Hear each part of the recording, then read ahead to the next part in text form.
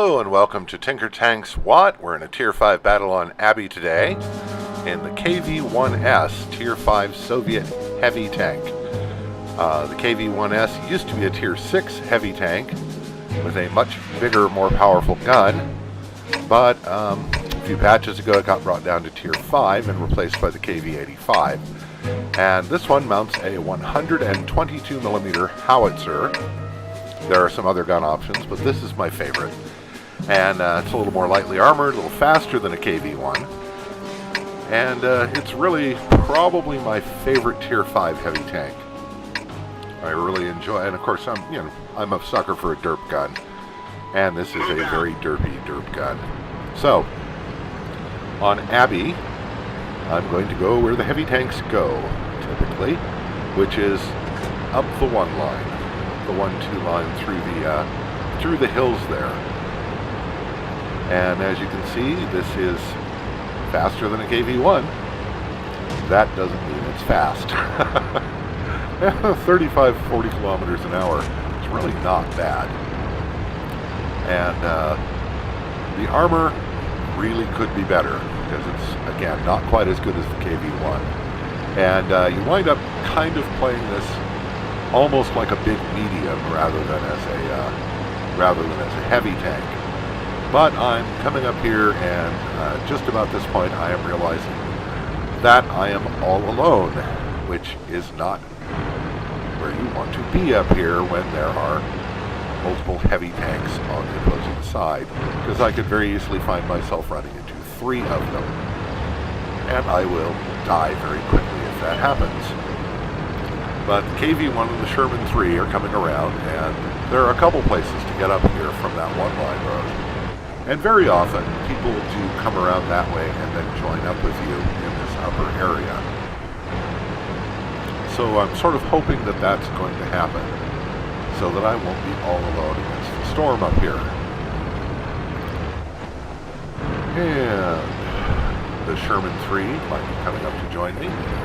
Haven't seen the enemy yet, but we're looking for them, and the pucker factor is high because, well, like I said, I could easily run into 3 of the enemy heavy, well, there are 2 of the enemy heavy tanks over on the other side of the map. All 3 of the other enemy heavy tanks appear to be on the other side of the map. This does not really increase my security a great deal because this is a heavy tank, and while it's a relatively quick heavy tank, it's still not quick, and I could easily be flanked and swarmed by mediums or even some of the lights and taken out. So I'm not happy about being alone up here. But, well, maybe the enemy didn't come up this way.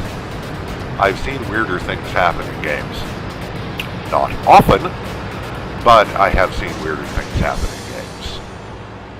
So, and there's the first enemy on M4. So I put a derp around at him and miss. And the long reload time on this is another reason why it's really not a great idea to get off by yourself.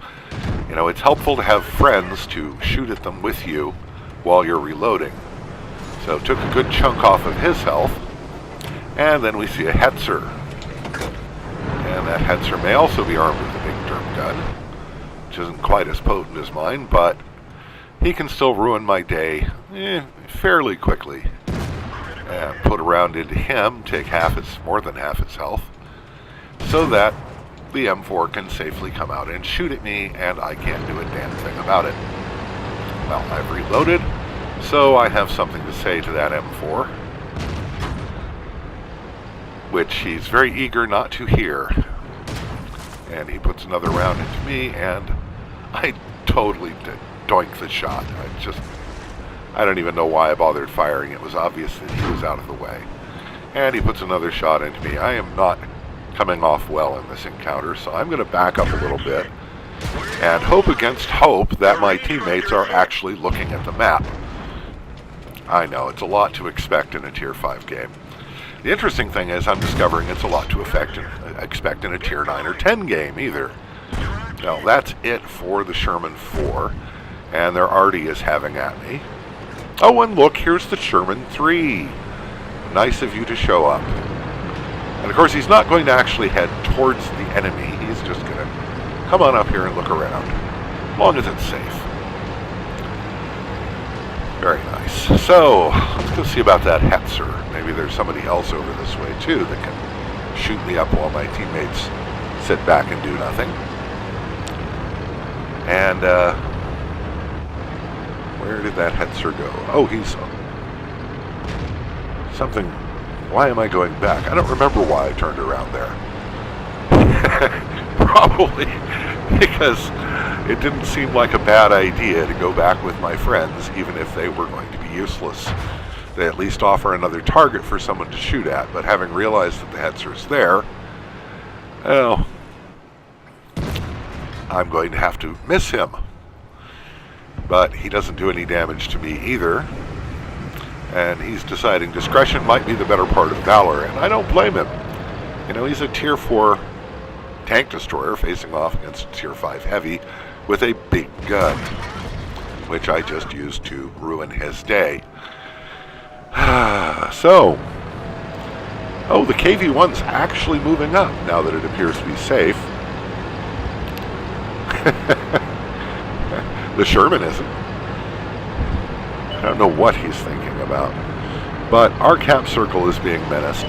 That's maybe what they're thinking about. Maybe they noticed that before I did. It's not likely I'll get a shot over there, but I thought I'd take a quick look. Could save a lot of time if I don't have to drive all the way back there. But I'm not. I'll shoot at his last bearing and, you know, maybe the ghost of Stalin will reach his hand up from beyond the grave and guide the shell. But probably not.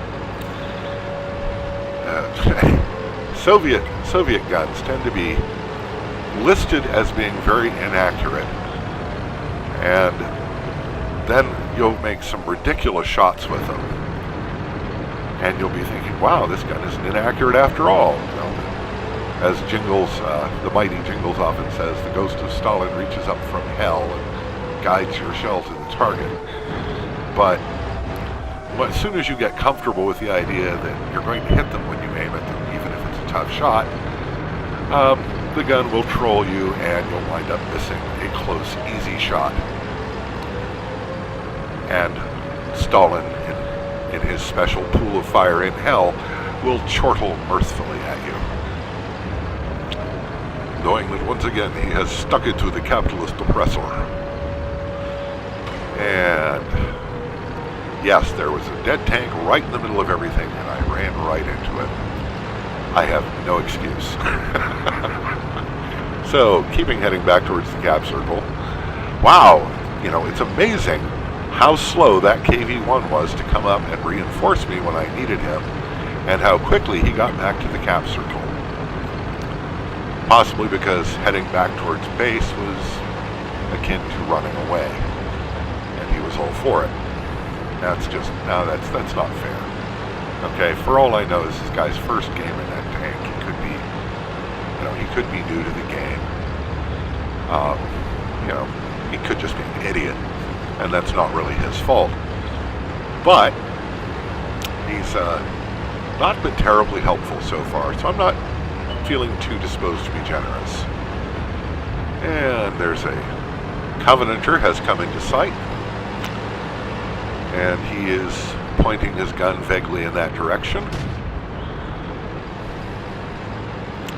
And here comes the Covenanter, rolling right out in the middle of things, pointing his gun somewhere else, and gets derped in the face. And, well, that's it for this game. Now, why would I show you such an ordinary pedestrian game? Because that's a pretty average game. Well, if you look carefully on this photo, you'll see a little red star on my barrel. That is called a mark of excellence, and it means that I have, on average, played this tank better than 65% of the people who've played this tank in the last few weeks. And that's kind of an honor, and it only happens once. And you can see it right next to the second class mastery badge, that bar with the star on the barrel. I've got another handful of ribbons, a couple medals for, basically for living through getting shot. Second on team, nothing to complain about there. 658 raw experience, pretty normal for a tier 5 game. But I had to show you this game because, well, you only get a mark of distinction on your tank once. Now, I may get it if I actually get good at this. I may get a second mark of excellence. Actually, not mark of distinction, mark of excellence. So, fired 9 shots, hit with 5 of them. All 5 penetrated. 817 damage, all as you saw at close range. I got hit 11 times, penetrated 5, and got some splash damage from the arty. Blocked 1,630 damage with my armor. And I did say that this is less well armored than the KV-1. That doesn't mean the armor is useless.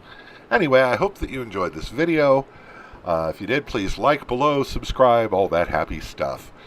So, we'll talk to you again soon. Take care.